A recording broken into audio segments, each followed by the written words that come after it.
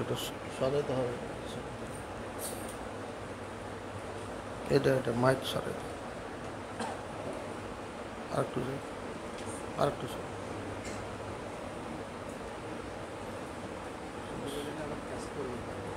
ঠিক আছে।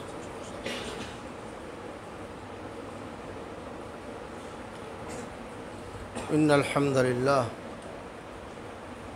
নাহমাদুহু ওয়া নাস্তাঈনুহু ওয়া নাস্তাগফিরুহ ونعوذ بالله من شرور أنفسنا ومن سيئات أعمالنا من يهده الله فلا مضل له ومن يضلله فلا هادي له وأشهد أن لا إله إلا الله وحده لا شريك له وأشهد أن محمدا عبده ورسوله الذي أرسل إلى الناس كافة وبشيرا ونذيرا وداعيا إلى الله بإذنه وسراجا منيرا يا أيها الناس اتقوا ربكم الذي خلقكم من نفس واحدة وخلق منها زوجها وبث منهما رجالا كثيرا ونساء واتقوا الله الذي تساءلون به والأرحم إن الله كان عليكم رقيبا يا أيها الذين آمنوا اتقوا الله حق تقاته ولا تموتن إلا وأنتم مسلمون يا أيها الذين آمنوا اتقوا الله وقولوا قولا سديدا يصلح لكم أعمالكم ويغفر لكم ذنوبكم ومن يطع الله ورسوله فقد فاز فوزا عظيما أما بعد فإن خير الحديث كتاب الله وخير الهدي هدي محمد صلى الله عليه وسلم وخير الأمور عوازمها وشر الأمور محدثاتها فإن كل محدثة بدعة وكل بدعة ضلالة وكل ضلالة في النار فأعوذ بالله من الشيطان الرجيم بسم الله الرحمن الرحيم إنا أعطيناك الكوثر فصل لربك وانحر إن شانئك هو الأبتر قال النبي صلى الله عليه وسلم عليك بكثرة السجود لله فإنك لا تسجد لله سجدا إلا رفعك إليه بها درجة وحتى عنك بها خطيئة রাওয়াহু মুসলিম। সম্মানিত মুসাল্লিয়ানে কেরাম, যাবতীয় প্রশংসা ও গুণকীর্তন একমাত্র আল্লাহ তাআলার জন্য, যে আল্লাহ তাআলা বহুদিন পর ফরিদপুরের মাটিতে হানজালা মসজিদ মাদ্রাসা কমপ্লেক্সে আসার তৌফিক দান করেছেন। এই জন্য আল্লাহর নিকটে শুকরিয়া জ্ঞাপন করছি, আলহামদুলিল্লাহ। দুরুদ ও সালাম ও সালাওয়াত ও তাসলিম বর্ষিত হোক আমাদের শেষ নবী, আখিরি নবী, নবী মুহাম্মদ রাসূলুল্লাহ সাল্লাল্লাহু আলাইহি ওয়াসাল্লাম প্রতি, সবাই বলি আল্লাহুম্মা সাল্লি আলাইহি আল্লাহুম্মা বারিক আলাইহি। আজকে গুরুত্বপূর্ণ বিষয় হচ্ছে জিলহজ মাস, করণীয় এবং বর্জনীয় এবং শিক্ষণীয় বিষয় কি কি আছে এই মাসে। জিলহজ মাস আরবি হিসাবে আপনার 12তম মাস, এরপরই মুহররম মাস শুরু হবে। আশহরুল হুরুম, কোরআনুল কারিমে আল্লাহ বলেছেন যে কিছু হারাম মাস আছে, অর্থাৎ এই মাসগুলোতে যুদ্ধ, মারামারি, হানাহানি, ফিতনা ফাসাদ করা যাবে না। এখানে গুরুত্বপূর্ণ একটা বিষয় হচ্ছে জাহেলিয়াতের যুগ, অন্যায়ের এক্সাম্পল দিতে গিয়ে আমরা জাহেলিয়াতের যুগের কথা বলি। সেই জাহেলিয়াতের যুগে 4টা মাস ছিল, যে মাসে যুদ্ধ জিহাদ চলতো না, দাঙ্গা ফাসাদ, মারামারি, হানাহানি, কাটাকাটি একদম স্টপ থাকত এবং গোটা পৃথিবীতে ওই সময়কার স্বাধীনভাবে তারা চলাফেরা করত। মানে খুবই আশ্চর্যজনক যে আমাদের বাংলাদেশে আজকে বা গোটা বিশ্বেরই কথা বলা যায়, খাস করে আমাদের এই ভারত উপমহাদেশে এমন কোনো একটা মাস নাই যে মাসে মানুষ নিরাপদ। অথচ বর্বরতার যুগ বলে যাকে মধ্যযুগীয় আপনার বর্বর যুগ বলা হয়, এই অজ্ঞের যুগ বলা হয়, কিন্তু সেই অজ্ঞের যুগেই তারা 4টা মাস এমন রেখেছিল যেদিন মারামারি কাটাকাটি হবে না, কোনো সমস্যা নাই, ইচ্ছা মতো যেতে পারে। রাসূলুল্লাহ সাল্লাল্লাহু আলাইহি ওয়াসাল্লামের কাছে একটা ওয়াফদ আসলো, তারা বলল যে আমরা মুদার গোত্র আর কি কি গোত্র সম্মুখীন হই, আমরা তো সবসময় আসতে পারি না। তারা আমাদেরকে বাধা দিয়ে দেয়, এই মাসগুলো ছাড়া আসতে পারি না, অর্থাৎ বছরে একবার আসা সম্ভব। তাই দিন আমাদের শেখায়। এখান থেকেও বোঝা যাচ্ছে যে যেই লোকগুলো রক্তের জন্য সবসময় পিপাসিত থাকতো সেই লোকগুলো এই 4 মাসে স্টপ, কোনো ধরনের দাঙ্গা হাঙ্গামা করা যায় না। অথচ আমরা মুসলমান, তারা কাফের। আমাদের বাংলাদেশে এমন কোনো একটা মাস নাই যে মাসে আমরা নিরাপদ। এমনকি আমরা কেউ কাউরির থেকে নিরাপদ না, প্রতিবেশীর থেকে নিরাপদ না, নিজের ভাই, নিজের আপনজন থেকেও নিরাপদ না। এমন অবস্থায় অনেকে বসবাস করছে। প্রত্যেকেই আমরা অশান্তিতে জীবনযাপন করছি, কেউ শান্তি নাই, সবার মধ্যে একটা টেনশন। যাকে আল্লাহ টাকা পয়সা দিয়েছে তার দুশ্মনের টেনশন, যাকে আল্লাহ সৌন্দর্য দিয়েছে তার ইজ্জতের টেনশন, হ্যাঁ, নারীদের ক্ষেত্রে। মানে যাকে যে নিয়ামত আল্লাহ দিয়েছে সেইটা নিয়ে সে টেনশনে আছে, নিরাপদে নাই, চৈন সুকুনের সাথে বসবাস করার সুযোগ নাই। তো আমাদের শিক্ষা হচ্ছে জিলহজ মাস হচ্ছে মুহররমের একটা, হারাম মাসের একটা। এই মাসে কোনো মারামারি চলবে না। আপনার শাওয়াল, যুলকাদা, যুলহজ্জা আর রজব, এই 4টি মাস হচ্ছে আশহুরুল হারাম। এই মাসগুলোতে সমস্ত মানুষ নিরাপদ। ওই সময় কেউ কাউর প্রতি আঘাত করবে না। আজকে আমরা এমন বর্বরতায় অবতরণ হয়েছি যে আমাদের কোনো একটি মাস নিরাপদ নাই।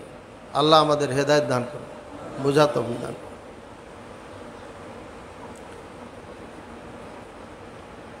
আল্লাহ পাক রব্বুল আলামিন বলেন, বিসমিল্লাহির রহমানির রহিম, ওয়াল ফজরি ওয়া লায়ালিন আশর। আল্লাহ কসম খেয়ে বলছেন ফজরে, আর 10টি লায়ালিন আশর মানে 10টি রাত, কিন্তু সমস্ত ওলামায়ে কেরাম এর তাফসির করেছেন এই জিলহজ মাসের 10 দিন এটা। এবং রাসূলুল্লাহ সাল্লাল্লাহু আলাইহি ওয়াসাল্লাম বলেছেন, মা মিন আইয়ামিন আফযালু ইনদাল্লাহি ওয়া হাব্বু আল আমালু সালিহু ফিহিন্না মিন আশরিল আওয়াখিরি মিন যিল হিজ্জা, ফিল আশরিল আওয়াখিরি মিন যিল হিজ্জা। আল্লাহ তাআলার নিকটে কোনো দিন নাই এর থেকে উত্তম, এবং আল্লাহর কাছে নেক আমল সব থেকে প্রিয় এই 10 জিলহজ ছাড়া। অর্থাৎ 10 জিলহজে যেই আমল করবেন আপনি সেটাই আল্লাহর খুব প্রিয়। 12টি মাসের মধ্যে 10 দিন আল্লাহর কাছে অতি প্রিয় দিন হচ্ছে এ 10টি। ফাকসিরু ফিহিন্না আত-তাহলিল ওয়াত তাকবীর ওয়াত তাহমিদ। সুতরাং তোমরা এই দিন 10 দিনে, এই দিনগুলোতে বেশি বেশি লা ইলাহা ইল্লাল্লাহ, কি বলবেন? লা ইলাহা ইল্লাল্লাহ মনে থাকবে, লা ইলাহা ইল্লাল্লাহ সব সময় পড়বেন। বলা হয়ে গেল একাধার সে 100, 200, 500 হয়ে গেছে, তখন বলেন আল্লাহু আকবার, আল্লাহু আকবার, আল্লাহু আকবার। তারপরে বলেন আলহামদুলিল্লাহ, আলহামদুলিল্লাহ, আলহামদুলিল্লাহ। এই 3টি নির্ধারণ করে রাসূলুল্লাহ সাল্লাল্লাহু আলাইহি ওয়াসাল্লাম বলে দিয়েছেন। এবার আরবাউ কালিমাত, 4টি কালিমা অত্যন্ত প্রিয় আল্লাহর কাছে। সুবহানাল্লাহি আলহামদুলিল্লাহি ওয়ালা ইলাহা ইল্লাল্লাহ আল্লাহু আকবার। একসাথে আপনি 4টে পড়েন, তাহলে পরে আপনার এই হাদিসের উপর আমল হয়ে গেল।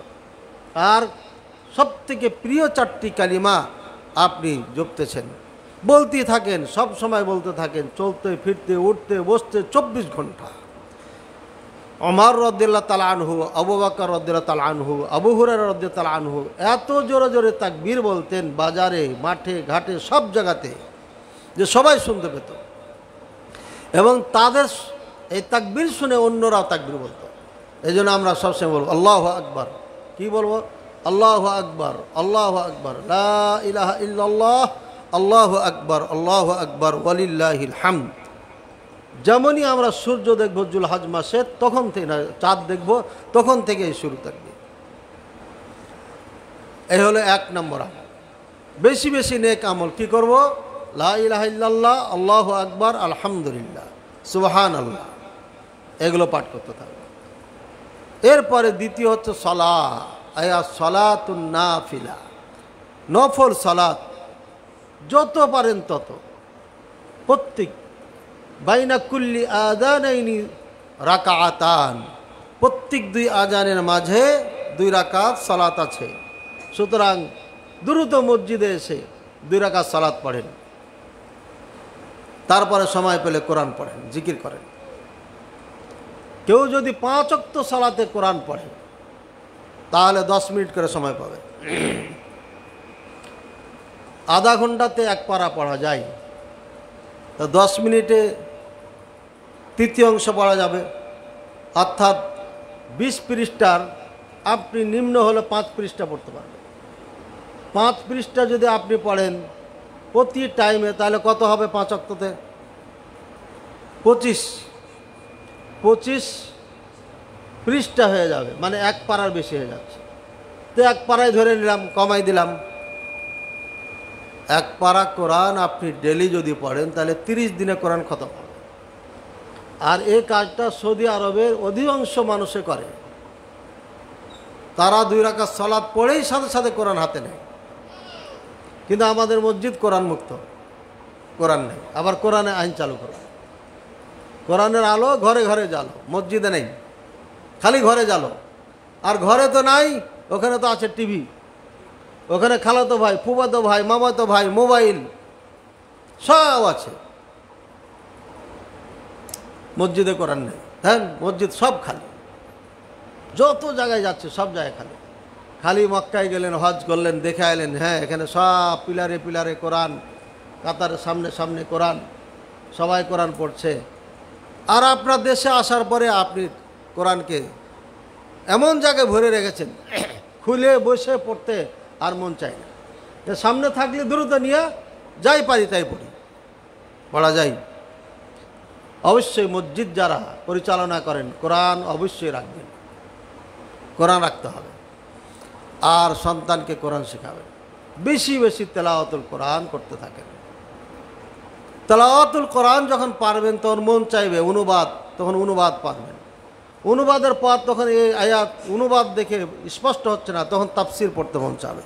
এভাবেই আপনাকে কোরআনের সাথে আল্লাহ জড়িয়ে দিবে, যদি কোরআনের সাথে আপনি জড়াইতে চান। সুতরাং বেশি বেশি সালাত পড়ব, আর এই সালাতের মাঝে কোরআন পড়ব। যদি আমরা প্রত্যেক আজানের পরে 2 রাকাত সালাত পড়ি, তাহলে 5 বার আজান হয়, 10 রাকাত হয়ে গেল। তাহিয়াতুল মসজিদ বলেন আর যাই বলেন, সলাতুল উদু, উদুর সলাত, সলাতু তাহিয়াতুল মসজিদ, মসজিদে প্রবেশের সলাত, প্রত্যেক আজানের মাঝে 2 রাকাত সালাত, মাগরিবও তাই। সুতরাং এই যে আমলগুলো ডেলি আপনি করবেন, অনুভবই করতে পারবেন না, আপনার বিশাল নেকির ভান্ডার জমা হয়ে গেছে। আমার একটা বই লেখা কমপ্লিট হয়েছে অনেক আগেই, কিন্তু 3টি মাদ্রাসায় পরিচালনা করতে গিয়ে টানাটানি ছাপাইতে পারিনি। জামিউস সালাওয়াত, এরপরে মান দিব না ফি দিফাতিন ওয়াহেদা, একটা নাম বের করব, এখনও ক্লিয়ার। জামিউস সালাওয়াত, সমস্ত সালাত ওখানে কিভাবে পড়তে হবে জমা করেছি, খালি পড়ার নিয়ম। এটা বাচ্চাদের জন্য, এই ছোট ছোট বাচ্চাদেরকে আমরা 1-এর মধ্যে নুরানিতে, এক কথায় নুরানিতে কমপ্লিট করাই দিই। সব সালাত যত আছে, ইস্তেখারার সালাত, জানাজার সালাত, ঈদের সালাত, হ্যাঁ, ইস্তেসকার সালাত, যত সালাত আছে ওই বইয়ের মধ্যে আছে, ইনশাল্লাহ পেয়ে যাবেন আল্লাহ চাইতো।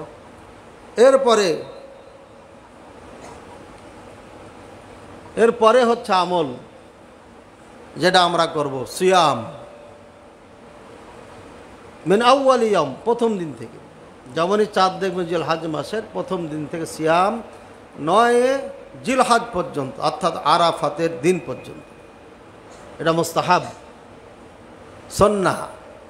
রাসূলুল্লাহ সাল্লাল্লাহু আলাইহি ওয়াসাল্লাম আরাফাতের দিনের ব্যাপারে বলেছেন, সিয়ামু ইয়াউমি আরাফা ইউকাফিরুস সানাতাল্লাতি ক্বাবলাহ ওয়া সানাতাল্লাতি বা'দা।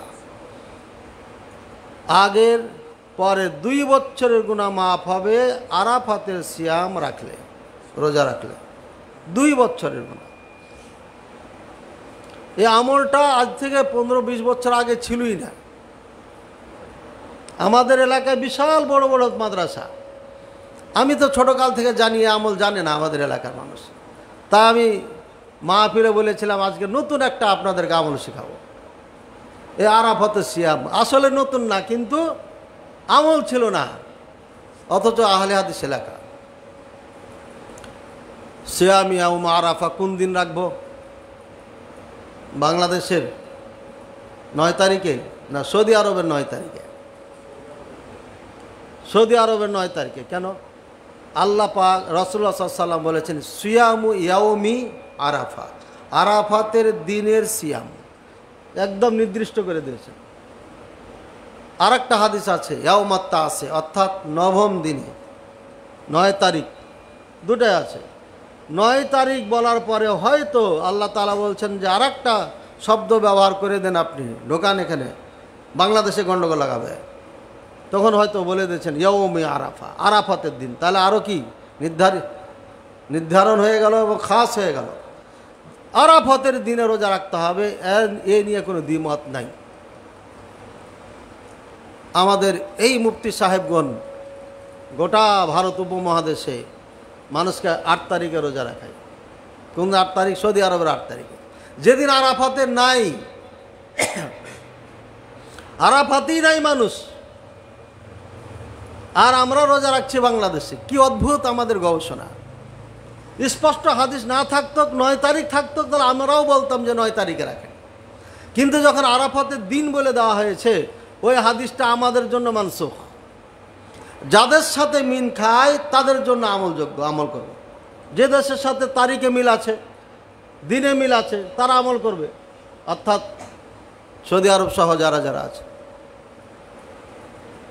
এদিকে তো এটা মানে না, আবার ঈদের ব্যাপারে ঠিকই মানে, রোজার ব্যাপারে মানে, সৌদি আরবের সঙ্গে রোজা রাখা ওটাও ভ্রান্ত, ওটাও এক হাদিসের বিরোধী আমল। রাসূলুল্লাহ সাল্লাল্লাহু আলাইহি ওয়াসাল্লাম বলছে সুমু লিরুয়াতিহি আফতুরু লিরুয়াতিহি, চাঁদ দেখে ধরো রোজা, চাঁদ দেখে ছেড়ে দাও। তাহলে রোজা আর ঈদের সম্পর্কে কার সাথে? নাকি মোবাইলের সাথে, টেলিভিশনের সাথে, ইমেল ফাক্সের মাধ্যমে, টেলিভিশন, কোনোটার সাথে না। ইসলাম সর্বযুগের জন্য, সর্বকালের জন্য, আগেও যেমন ছিল এখনও তেমন থাকবে, কিয়ামত পর্যন্ত তেমন থাকবে। কোনো মিডিয়ার কারণে এর পরিবর্তন হবে না। অপশন দুটা, হয় চোখে দেখতে হবে ডাইরেক্ট, আর না হলে নির্ভরযোগ্য দুইজন সাক্ষী, আমিরুল মুমিনিন খলিফাতুল মুসলিমিনকে এসে বলবে আমি চাঁদ দেখেছি। বিশ্বস্ত সূত্র যদি হয়, ইমাম সাহেব বলতে পারে, অর্ডার করতে পারে, রোজা ছেড়ে দাও, ঈদের মাঠে চলো। এটাই অপশন, এছাড়া কোনো অপশন নেই। সৌদি আরবে চাঁদ দেখার পরে যদি ওখান থেকে দুইজন সাক্ষীকে পাঠিয়ে দেওয়া হয়, তাহলে বাংলাদেশে আসতে কয়দিন লাগবে? তো সৌদি আরবের সাথে কখন ঈদ করা যাবে না। ইমাম মাহাদি রাদিয়াল্লাহু তাআলা আনহু যখন আসবেন, তলোয়ারের যুদ্ধ হবে, তলোয়ারের যুদ্ধ হবে, বোমা টমা কিছু থাকবে না, এবং এটা শেষ হতে যাচ্ছে, ইঙ্গিত দেখছি শেষ হয়ে যাবে। এটা আজ হোক কাল হোক খুব ব্যাপক যুদ্ধ হবে, আর এই বোমা টমা সব শেষ হয়ে যাবে। হ্যাঁ, 55,000 60,000 লোক মারা গেছে গাজাতে, আমরা পেরেশান হয়ে গেছি। এটা হবে যে, এটাই যা হবে। আর কেন আরব দেশগুলো সঙ্গ দিচ্ছে না, কি কারণে? এটা কারণও আছে। হামাস এই দলটা, এটা বিশ্বাস রাখবেন যে এটা ইসরায়েলের তৈরি করা দল। সৌদি আরব সহ এই আরব দেশগুলোকে ধ্বংস করার জন্য, দখল করার জন্য হামাসকে তৈরি করেছে ইসরায়েল আর ইরান। ইসরায়েল ইরান হচ্ছে আপন চাচাতো ভাই, বাপ ভিন্ন, জাত একটাই। দরকার আছে, ওরা ওরা মারামারি লাগাইছে আমাকে ফাঁদে ফেলার জন্য। কেমনে? দুই চোরে বলছে যে সলা পরামর্শ করে দুইজনে মারামারি লাগবো। তাহলে আর আগে ওই যে দেখা যাচ্ছে মুলবি দাঁড়িয়ে আছে, ও তো ভালো মানুষ, এসে থামাবে। আর যেমনই আমাদের কাছে আসবে তালে তালে ওকে মেরে দেবো। বুঝেন না? এরকম আছে না শয়তান মার্কা লোক। ইসরায়েল আর ইরান এ কাজই করছে মুসলমানদের সাথে। আমরা তো সহ্য করতে পারছি না। ঠিকই আছে, যার অন্তর আছে সহ্য করার মতো না, চোখে দেখার মতো না। এই জন্য আল্লাহ তাআলার নিকটে দোয়া করছে, আল্লাহ অরিজিনাল মুসলিম যারা, তাদেরকে তুমি হেফাজত করো। আর যদি মারা যায় শহীদি দরজা দিও। আর যারা শিয়া রাফেজি, এই পেচ্চরদের দুনিয়াতে শাস্তি দাও, আখেরাতে দাও। এরাই আগুন লাগিয়ে রেখেছে গোটা পৃথিবীতে। মিডল ইস্টে আগুন লাগাইছে শিয়ারা, এই ইরান। এই হলো মূল। যা হোক, এই গুরুত্বপূর্ণ খুতবার মাঝে ইতিহাস টানার সময় না। এটা হলো 10 দিনের আমল, আপনারা বেশি বেশি করবেন, সন্তানদের শিখাই দেবেন। এবার আসছে কুরবানি। কুরবানির আলোচনা হচ্ছে। উদহিয়া অর্থ কি? উদহিয়া মানে উট, গরু, ছাগল, ভেড়া, দুম্বা, এর থেকে আল্লাহর সন্তুষ্টি অর্জনের জন্য, নৈকট্য লাভের জন্য পশুকে উৎসর্গ করা। আমরা বলি কুরবানি, হিন্দুরা বলে বলি। হিন্দুরা কি বলে? একই জিনিস, কিন্তু ওরা বলে বলি আর আমরা বলি কুরবানি। আমরা করি আল্লাহর জন্য, আল্লাহর নৈকট্য লাভের জন্য। ওরা করে আপনার মূর্তি, বুতের নৈকট্য লাভের জন্য, তাকে খুশি করে, সে তার মাধ্যমে আল্লাহকে খুশি করবে। এটা হলো তাদের টার্গেট। একই টার্গেট হচ্ছে আমাদের উরুস মোবারকের বাবাদের। বাবা খুশি হবে, বাবা আবার আল্লাহকে খুশি করবে আমাদের জন্য। একই সুতায় গাঁথা বাবা আর মারা, ওদিকে মা এদিকে বাবা, একই সুতায় গাঁথা। ওরা যখন মন্দিরে মা নিয়ে বসেছে, একইভাবে ভারতে বাবা বসেছে আমাদের এই উরুস মোবারকে। আমি কলকাতায় দেখলাম, এখানেই মন্দির আর এখানেই মাজার পাশাপাশি। ও ঠাকুর বসে আছে ধান্দা করতেছে, ইও ঠাকুর বসে আছে মাথায় টুপি দিয়া ধান্দা করতেছে। ওরও বাক্সতে টাকা পড়ছে, নারকেল পড়ছে, এরও বাক্স টাকা পড়ছে, নারকেল পড়ছে, ইত্যাদি ইত্যাদি। একই ধরনের, একই সিস্টেম, একই বিজনেস, কোনো পার্থক্য নাই, খালি দেখতে পার্থক্য। আল্লাহ হেফাজত করুন। কুরবানি দেব আমরা, উত্তম কুরবানি। উত্তম কুরবানি কি? উট। ফিকুল্লি আম লিকুল্লি বাইত উদহিয়া, প্রত্যেক বছর প্রত্যেকটি ঘরের একটা কুরবানি, একটা দিলেই হয়ে গেল না, একটা। কয়টা? একটা। উত্তম উট, তারপরে গরু, তারপরে খাসি দুম্বা, এর ভিতরে যেটা আসছে, যেটা যত দামি, যেই পশু যত সুন্দর, যত হৃষ্টপুষ্ট, দেখতে সুন্দর, টাকা বেশি, টাকা মানে বাজার হিসাবে বেশি। একটা খাসি 15 লাখ টাকা দিয়ে কিনলেন, এরই পরে দেশের গুন্ডি ঘুরতে লাগলো, এক খাসি দিয়ে ঘুরতে লাগলো দেশের গুন্ডি, আর ঘুরতে ঘুরতে এ পর্যন্ত আসছে। আবার নিজেরাই শুরু করেছে, আবার অন্ধকারের দিকে দড়িয়ে যাচ্ছে বাংলাদেশ। এ বাংলাদেশের ভবিষ্যৎ খুবই খারাপ। আমি বহুত আগের থেকে বলছি, আমাদের চরিত্র হচ্ছে ইরাকি চরিত্র। ইরাকিরা সব থেকে সুখী মানুষ, তারা সুখী হতে পারে নাই শুধুমাত্র এ হট টেম্পারির কারণে। হট টেম্পার বুঝেন তো? যে মানে প্রত্যেকই লিডার, প্রত্যেকই মালিক, কেউ কাউকে মানে না, উশৃঙ্খল জাতি, হইচই জাতি। আলী রাদিয়াল্লাহু তাআলা নিয়ে লকব তাদেরকে দিয়েছে, আনতুম কওমুন ফাওদা, তোমরা হচ্ছে হইচই উশৃঙ্খল জাতি তোমরা। আর শাম দেশের মানুষ সুশৃঙ্খল জাতি। এই জন্য শাম দেশ, সিরিয়া ঠান্ডা মাথায় বাসার রাজত্ব করেছে, কেউ তাকে ঠেকাতে পারেনি 35-40 বছর কি তারও বেশি।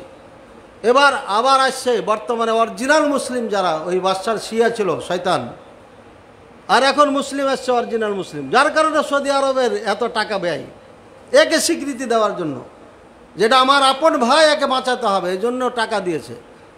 কিন্তু দুবাই যা করেছে বা সৌদি আরব যা করেছে, এটা আমরা সমর্থন করি না। নারীদের মুসাওয়া করা এবং দুবাইতে নারীদেরকে দিয়ে চুল দিয়ে অভ্যর্থনা যারা, এটা জাহেলিয়াত, বর্বরতা, মূর্খতা, অজ্ঞতা। এবং এই দুবাই আজকে খুতবায় বলে গেলাম, এর অধপতন এমনভাবে ঘটবে যে সারা পৃথিবী ইতিহাসে লেখা থাকবে এদের অধপতন। আল্লাহর গজব এদের উপর আসবে, আজ হোক কাল হোক। কারণ এরা দুনিয়ার পিছে এত মগ্ন হয়ে গেছে, আখেরাতকে এরা ভুলে গেছে। আর সৌদি আরব একটা ভালো দেশ, খুবই ভালো ছিল, কিছুটা হলো পদস্খলন ঘটেছে, তারাও দুনিয়ার দিকে ঝুঁকেছে। বাদশাহ মোহাম্মদ বিন সালমানকে দেখলাম দুবাইতে এসছে দেখতে। দুবাই পরিকল্পনা ছক, যেটা ম্যাপ করা আছে, কোথায় কি হবে না হবে এটা দেখাচ্ছে তাকে। সেদিন তার চেহারার দিকে, চোখের দিকে দেখে আমি বলছিলাম, এর মাথায় ঢুকে গেল দুবাই, এর মাথায় দুবাই ঢুকে গেল। তাই হয়েছে, তাই হয়েছে। আল্লাহ হেদায়েত দান করুন এবং সত্যের উপরে থাকার তৌফিক দান করুন। এই সৌদি আরব আমাদের গর্ব, আমাদের গৌরব। নাহনু নাফতাখির বিহা মানে বিল মামলাকাতিল আরাবিয়া সাউদিয়া, আমরা এই সৌদি আরব নিয়ে অহংকার গৌরব করি। কারণ সালাফি ওলামায়ে কেরাম দ্বারা শাসিত এই সরকার, এই সরকার চলে সালাফি ওলামায়ে কেরামের পরামর্শে। এ দেশ চলে সালাফি ওলামায়ে কেরামের, মানে কোরআন সুন্নাহ ভিত্তিক যারা, তাদের অনুযায়ী চলে। যদি এদের পদস্খলন ঘটে আর এ মক্কা মদিনা শিয়াদের হাতে যায়, তাহলে আমরা আর ওখানে যেতে পারবো না, আমরা যেতে পারবো না। আপনারা যেতে পারবেন, 10 লাখ যখন যেখানে যেমন সেখানে তেমন করতে পারবেন আপনারা, সমস্যা নেই। কিন্তু আমরা যেতে পারবো না। মার্কা মারা যারা হুজুর আছেন, তারা আর মক্কায় যেতে পারবে না। সুতরাং ঠান্ডা মাথায় ইতিহাস গভীর থেকে খুঁজে বের করে পদক্ষেপ নিতে হবে। এটা ফিতনার যুগ, এটা ফিতনার যুগ। যা হোক, উত্তমের কথা বললাম, একটা করে দিবেন কোরবানি। এবার আসলো কোরবানিটা দিবেন কিভাবে, দিবেনটা পরে বলি। একজন একটা কোরবানি দিবেন। এখন এর ভিতরে ইশতেরাক করা যাবে কিনা, অর্থাৎ অংশীদার ঢোকানো যাবে কিনা।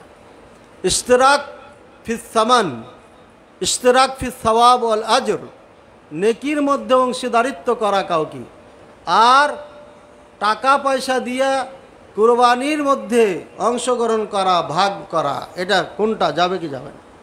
নেকির মধ্যে আপনি একটা কুরবানি দিচ্ছেন, গরু, উট, বকরি, খাসি যা দিচ্ছেন দেন, সমস্যা নেই। আল্লাহ এটা আমার পক্ষ থেকে, আমার পরিবারের পক্ষ থেকে, আমার পিতামাতার পক্ষ, দাদা দাদি, নানা নানি, ভাই, উমুক উমুক উমুক সবার পক্ষ থেকে কবুল করে না। জবাই করার সময় কি বল? আল্লাহুম্মা বিসমিল্লাহি আল্লাহু আকবার, আল্লাহুম্মা তাকাব্বাল হাদা আন্নি ওয়া আন আহলি বাইতি ওয়া ফলান, যা যা চাইবেন নাম নেবেন। আল্লাহ তোমার নামে এটা জবাই করতে যাচ্ছি, তুমি সব থেকে বড়, আল্লাহু আকবার মানে। এরপরে আল্লাহ তুমি এটা কবুল করে নাও আমার পক্ষ থেকে। আর একটা শব্দ আছে লাগাতে হবে, আল্লাহুম্মা হাদা লাকা ওয়া মিনকা, হাদা মিনকা ওয়া লাকা, আল্লাহুম্মা তাকাব্বাল হাদা আন্নি ওয়া আন আহলি বাইতি। আল্লাহ এটা তোমার, তোমার তোমার এটা তোমার, আল্লাহ তুমি আমাকে দিয়েছো, এটা এই নিয়ামত তোমারই, ঠিক আছে? তোমার জন্যই কুরবানি করছি, মানে তোমার সন্তুষ্টির জন্য করছি। আল্লাহ এটা আমার পরিবারের পক্ষ থেকে কবুল করে নাও, আমার বাপ মার পক্ষ থেকে কবুল করে নাও। মানে এই কুরবানির মধ্যে সবকে আপনি ঢুকাই দেন, কোনো সমস্যা নেই, যত পারবেন ঢুকান। তাহলে এটা নিয়ে কোনো দ্বিমত নাই, পৃথিবীতে কাউরির দ্বিমত নাই, একদম মুত্তাফাক আলাই মাসালা, এটা সবাই একমত। এবার আসলে ভাগে কোরবানি দেওয়া যাবে কিনা? তুমুল যুদ্ধ চলছে, তাই না? যুদ্ধ নাই, যুদ্ধ একদম নাই। ভাগে দেওয়া যাবে কি যাবে না এ নিয়ে পৃথিবীর ওলামায়ে কেরাম, সমস্ত ওলামায়ে কেরাম একমত, যাবে, দ্বিমত নেই। শুধুমাত্র ইমাম মালিক রহিমাহুল্লাহ বলেছেন যে না, যাবে না। তাহলে ঝামেলা লেগে গেল। এই জন্যই আমরা বলছি যে তাকলিদ করা যাবে না। ইমাম মালিক রহিমাহুল্লাহ বলেছেন তাকলিদ করা যাবে না, এবং ইমাম মালিক রহিমাহুল্লাহ বলছেন উনজির ইলা হাযা সাহিবুল কবর, এই যে কবরবাসীর দিকে দেখো, মানে রাসূলুল্লাহ সাল্লাল্লাহু আলাইহি ওয়াসাল্লামের দিকে দেখাচ্ছেন। মানে মসজিদ নববী তখন তো ছোট ছিল, একদম পাশে বসে উনি দরজ দিতেন, ইমাম দারুল হিজরা, মদিনার ইমাম তিনি।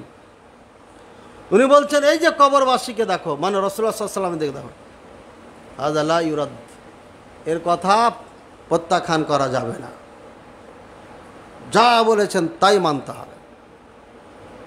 ওয়ালাকিন কাউলি, কিন্তু আমার কথা ইকবাল ওয়া ইউরাদ, এটা নেওয়া যাবে, ফেলে দেওয়া যাবে। উনি একটা ফতোয়া দিয়েছে, আমি নিলাম না, গুনাহগার হব?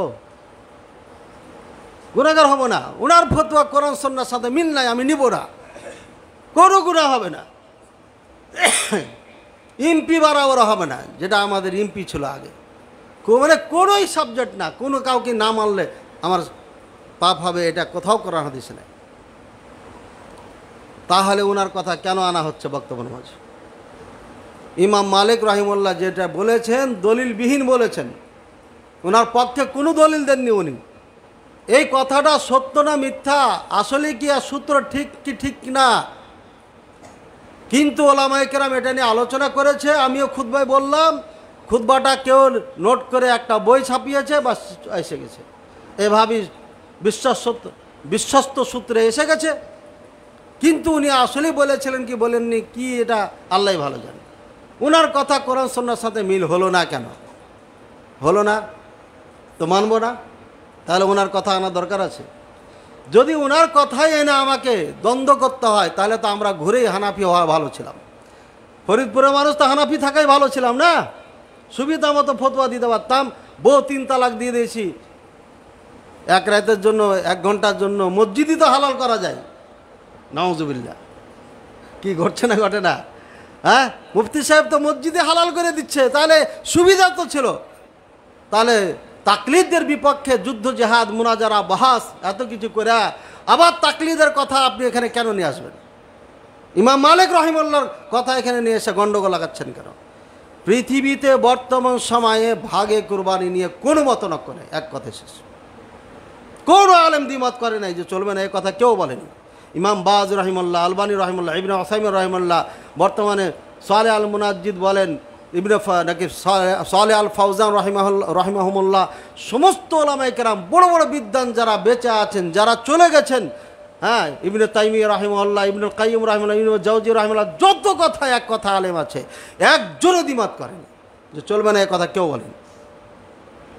সুতরাং ইমাম মালিক রাহিমাহুল্লাহর এখানে কথা হাদিসের বিপক্ষে দাঁড় করানো, এটা মূর্খতা, এটা অজ্ঞতা, এটা ঝগড়া, এটা বিবাদ সৃষ্টি করা ছাড়া অন্য কিছু নয়।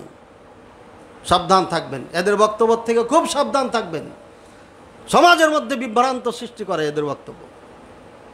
গোটা বাংলা ভারতের কোনো আলেমের পক্ষে নাই, শুধুমাত্র দুই একজন চিৎকার করে যাচ্ছে। বলার ভূমিকা ভালো মনে করছেন যে না এটাই ঠিক, জি না, ঠিক না, সম্পূর্ণ ভুল। এবং আমি গত 13 তারিখের মাহফিলে চ্যালেঞ্জ করেছি, যদি কেউ বলে এটা চলবে না, জায়েজ নাই, সে যেন আমার সাথে বসে তারপরে বক্তব্য দেয়, এর আগে যেন না যায়। না হলে পারে এমনভাবে কল্লা টাইনা ধরবো, শেষে বাপ ডেকে উল পাবে না ইনশাআল্লাহ। আল্লাহ তাআলা বুঝার তৌফিক দান করুন। সম্মান শ্রদ্ধা করি, সম্মান শ্রদ্ধা জেনে রাখে, এটা অনুরোধ করব। আর যদি না রাখে তাহলে মুখ খুলতে হবে, তাহলে ভাগে কোরবানি দেওয়া যাবে। আগে কি বললাম? উত্তম একা একা দেওয়া উত্তম। একা একটা বাড়িতে থাকা উত্তম না ভাড়া বাড়িতে থাকা উত্তম? ভাড়াও যদি হয় একা হলেও ভালো, রিল্যাক্সে থাকা যায়। একই বাড়ির মধ্যে দুই ভাই থাকা উত্তম না একাই একজন একটা বাড়ির মালিক? অবশ্যই এটা কমন জিনিস, কমন। এটা একটা গাড়ি আপনি একাই ব্যবহার করছেন, আর একটা গাড়ি 5 ভাই ব্যবহার করেন, কমন জিনিস এটা। একার মজা আলাদা। একাই দিচ্ছেন আপনি আল্লাহর জন্য, এই বিশাল একটা উট কুরবানি করেছেন, আল্লাহ আপনাকে ক্ষমতা দিয়েছেন।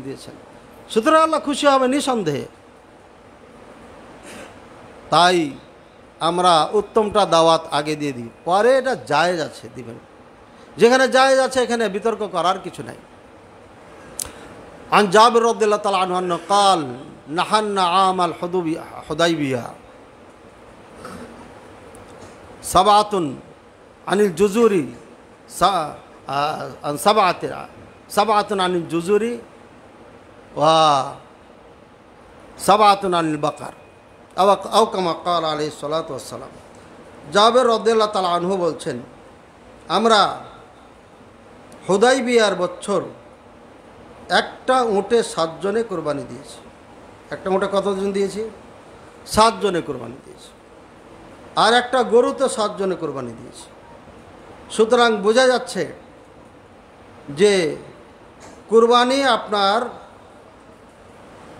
ভাগে দেওয়া যাবে। এখন প্রশ্ন হলো যে কেমনে দেওয়া যাবে?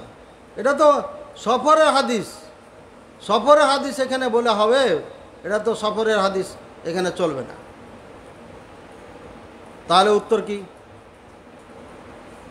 উসুলুল ফিকহ, ফিকহের শাস্ত্র কিছু সূত্র দিয়ে দিয়েছে।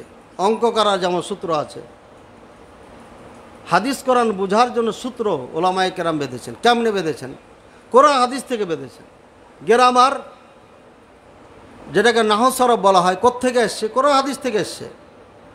আলহামদু, এখানে দু দালের ওপরে পেশ হবে কেন? দি হবে না কেন? কেন কেন কেন? গোটা কোরআন সুন্নাহকে গবেষণা করে, মূল হচ্ছে কোরআন, ওখান থেকে এই গ্রামার বের করা হয়েছে। আল্লাহ এখানে এভাবে বলেছে, তাহলে এখানে এই সমস্যা, এটার কারণে এটা বলা হচ্ছে, এটার কারণে এটা, এটার কারণে এটা, এই নাহু এ সরফ নাম রাখা হয়েছে, গ্রামার যাকে বলা হয়। তো গ্রামার যেমন কোরআন সুন্নাহ থেকে গবেষণা করে এটা খাড়ো করা হয়েছে, কোরআন সুন্নাহর আলোকে উসুলুল ফিকহ খাড়ো করা হয়েছে। কোনো হাদিস, কোনো বিধান কোথায় হয়েছে এটা উদ্দেশ্য নয়, কেন হয়েছে এটা উদ্দেশ্য। আল ইবরা বিসবাব লা বিল মাকান, জায়গার সাথে সম্পর্ক নাই, কারণের সাথে সম্পর্ক। কুরবানি কেন? আল্লাহর নৈকট্য লাভের জন্য। এটা সুন্নাতে মুআক্কাদা। কেউ আবার ওয়াজিব বলেছেন হানাফি মাযহাবে, যাদের ক্ষমতা আছে তাদের। ক্ষমতা নাই, মানে সাহেবে নেশা, ওনারা তো আরও কড়া করে দিয়েছেন। সাহেবে নেশাব মানে কমপক্ষে বর্তমান বাজারে 60-70 হাজার টাকা বছর পার হতে হবে, তাহলে কোরবানি আপনার আছে, না না নাই। আর আমাদের কথা 2 দিন 1 দিন 3 দিনের খাবার আছে, এই খাবারের অতিরিক্ত আপনার কাছে একটা পশু আছে, জবাই করতে পারবেন, সমস্যা নাই আপনার সংসারে, পরবর্তীতে দিন খেটা পার করতে পারবেন, কোরবানি দিন, সমস্যা নেই। সুন্নাতে মুআক্কাদা দিলে নেকি আছে, না দিলে গুনাহ নাই। বড় বড় সাহাবায়ে কেরাম আবু বকর ওমর রাদিয়াল্লাহু আনহুম তারা ইচ্ছাকৃত কোরবানি দিতেন না, এবং কয়েকজন সাহাবার ইতিহাস আছে কোরবানি দিতেন না। কেন দিতেন না? যে প্রতিবেশীরা যেন মনে না করে যে কোরবানি এটা ওয়াজিব বা ফরজ, এই জন্য কোরবানি ইচ্ছাকৃত দিতেন না ওনারা, ক্ষমতা থাকা সত্ত্বেও। বোঝা যাচ্ছে এটা সুন্নাতে মুআক্কাদা। সমস্ত উলামায়ে কেরাম একদিকে, হানাফি মাযহাবে সাহেবে নেশাব যদি হয় তাহলে ওয়াজিব, এই হলো পার্থক্য। সুতরাং সুন্নাতে মুআক্কাদা এটা করলে পারে অনেক নেকি আছে, না করলে গুনাহ নাই। এই কুরবানি সম্পর্কে আল্লাহ রাসূল সাল্লাল্লাহু আলাইহি সাল্লাম সফরে যে কুরবানি দিয়েছেন গরুতে উটে 7 ভাগে, এটা সব সময়ের জন্য প্রযোজ্য। কারণ এটা বাধা দেওয়ার জন্য, নিষেধ করার জন্য কোনো নস নাই, কোনো হাদিস নেই। যে কোনো একটা বিধান যখন হয়ে যাবে আল্লাহর পক্ষ থেকে, ওই বিধান বাতিল করার জন্য পরবর্তীতে আবার রাসূলুল্লাহ সাল্লাল্লাহু আলাইহি ওয়াসাল্লাম থেকে বিধান আসতে হবে। অর্থাৎ এই হাদিসটাকে রহিত করার জন্য আরেকটা রাসূলুল্লাহ সাল্লাল্লাহু আলাইহি ওয়াসাল্লাম হাদিস অর্থাৎ বাণী আসতে হবে, এমন বাণী নাই। যেহেতু এমন বাণী নাই, সুতরাং এটা সব জায়গার জন্য প্রযোজ্য, এটা এক জায়গার জন্য নয়, অর্থাৎ সফর অবস্থার জন্য নয়। এখন প্রশ্ন হলো যে হুজুর আমরা কি কম বুঝি? আপনার ইমাম মালিক রাহিমাহুল্লাহ, জাবের আবু আইয়ুব আনসারী রাদিয়াল্লাহু তাআলা আনহুকে জিজ্ঞাসা করা হয়েছে, কাইফা কানাত উযহিয়া ফি আহদিন নবী সাল্লাল্লাহু আলাইহি ওয়াসাল্লাম, রাসূলুল্লাহ সাল্লাল্লাহু আলাইহি ওয়াসাল্লামের জমানায় কেমন ছিল কুরবানি? তখন উনি উত্তর বলছেন যে কানাতিল উযহিয়া ফি আহদিন নবী সাল্লাল্লাহু আলাইহি ওয়াসাল্লাম লিকুল্লি বাইতিন উযহিয়াতুন আও শাতুন, প্রত্যেকটি ঘর থেকে, প্রত্যেকটি পরিবার থেকে একটা করে বকরি দিতেন। অর্থাৎ ভাগে দিয়েছেন এটা উনি বলেননি। আর এখন তুমি দেখছো এভাবেই চলছে, মানে প্রত্যেকে একা একা দেয়। সৌদি আরবে এখনও দেয়, উট দেয় না, ভাগে দেয় না, গরুও দেয় না ওরা। তাহলে পারে জাবের আবু আইয়ুব আনসারী রাদিয়াল্লাহু তাআলা আনহুর এই হাদিসের জবাব কি? উনি কি এটা বুঝাইছেন যে উটে গরুতে ভাগা দেওয়া যাবে না? কোথাও বোঝাননি। ওই আমরা প্রত্যেকে একটা একটা করে কুরবানি দিয়ে আপন আপন দিয়ে দিই, কারণ এটা আপন আপন একটা একটা দেওয়ার মধ্যে মজা। একটা ছাগল জবাই করে চামড়াটা খালাইতে খুব জোর আধা ঘন্টা লাগবে, আধা ঘন্টা খুব জোর। ধম করে একটা পা কেটে নিয়ে বউকে দিয়ে দিলেন, পাক করো, তাড়াতাড়ি খেতে হবে। অনুমতি আছে, খেতে পারবে না, এটা আনন্দ মজা। কিন্তু যখন উট জবাই করবেন কমপক্ষে আপনাকে 3 ঘন্টা অপেক্ষা করতে হবে, সময় লাগবে, আনন্দটা অনেক দেরি হয়ে যাবে। আর একটা হলো উট বাড়িতে একা জবাই করা যাবে না, কাজী আম বাগানে নিয়ে যেতে হবে, আপনাদের সুপারি বাগান, ওখানে যাইয়া সবাই মিলে ঝিলে ধরে তারপরে জবাই করতে হবে। মেলা ঝামেলা আছে। এখনও আরবে উট কুরবানি দেয় না, গরু কুরবানি দেয় না, সাহাবায়ে কেরাম দেন নাই। এর মানে এটা নয় যে উট আর গরু কুরবানি দেওয়া যাবে না। দিয়েছে বকরি, ছাগল, দুম্বা, উট আর গরু দেয় নাই, একাও দেয় নাই, তাহলে একাও দেওয়া যাবে না মুকিম অবস্থায়। রাসূলুল্লাহ সাল্লাল্লাহু আলাইহি ওয়াসাল্লাম থেকে সাহাবায়ে কেরাম কখনো গরু উট মুকিম অবস্থায় কুরবানি দেন নাই, এর মানে চলবে না। যদি এটা দলিল হয় ভাগের, তাহলে ওটা একারও দলিল। হাদিস বুঝার ক্ষেত্রে সূক্ষ্মতা থাকতে হবে। এবং রাসূলুল্লাহ সাল্লাল্লাহু আলাইহি ওয়াসাল্লাম, আল্লাহ তাআলা বলেছেন, রাসূলুল্লাহ সাল্লাল্লাহু আলাইহি ওয়াসাল্লাম, মা ইউরিদুল্লাহু বিহি খায়রান ইউফাক্কিহু ফিদ্দীন, আল্লাহ যার কল্যাণ চাই তাকে দিনের পণ্ডিত বানাই। সবাই ফতোয়া দিতে পারে না, সবাই ফতোয়া দিতে পারে না, ডিগ্রি থাকলে ফতোয়া দিতে পারে না। হাদিসের প্রত্যেকটি জায়গায় সূক্ষ্মতা রয়েছে গবেষণার ক্ষেত্রে। যেহেতু রাসূলুল্লাহ সাল্লাল্লাহু আলাইহি ওয়াসাল্লাম থেকে সাহাবায়ে কেরাম থেকে মুকিম অবস্থায় মদিনাতে ভাগে কুরবানি দেন নাই, তাই এটা সফরের জন্য খাস। আমি বলবো ওনারা একা একাও উট আর গরু কুরবানি দেন নাই মুকিম অবস্থায়, তাহলে একা একাও দেওয়া যাবে না। আপনি দিচ্ছেন কেন? টাকা বেশি গেছে তাই? একই কথাই তো, ভাগে না গেলে পরে একাও দেওয়া যাবে না। আশা করি ক্লিয়ার হয়ে গেছে।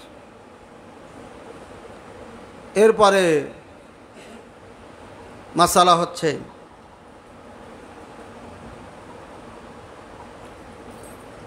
গোস্তের মাসালা।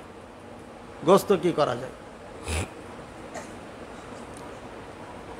সবগুলো দলিল আমি সামনে রেখে সারাংশ আপনাদেরকে বললাম, সারাংশ, যাতে লম্বা না হয়ে যায়। এবার গোস্তের আগে আরেকটা মাসালা, কুরবানিটা জবাই করবেন কখন?